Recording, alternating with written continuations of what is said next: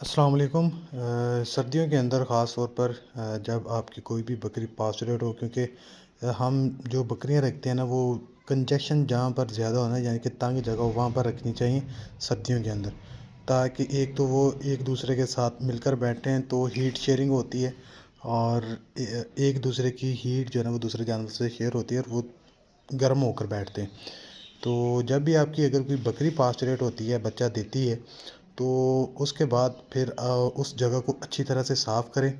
سردیوں کے اندر خاص طور پر جو چچڑوں والی ادویات ہیں ان کا زیادہ سے زیادہ استعمال کریں، اور چونے کا بھی استعمال کریں، کیونکہ چونے کے ساتھ جو بھی باقیات ہوتی ہیں، کوئی جراثیم وغیرہ ہوتے ہیں، ان کو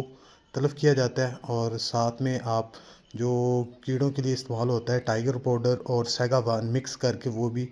اس کا بھی چھڑکاؤ جو ہے نا وہ نیچے کر دیں، تاکہ جراثیم مکمل طور پر تلف ہو جائیں اور چچڑ وغیرہ سے بھی جان چھوٹے۔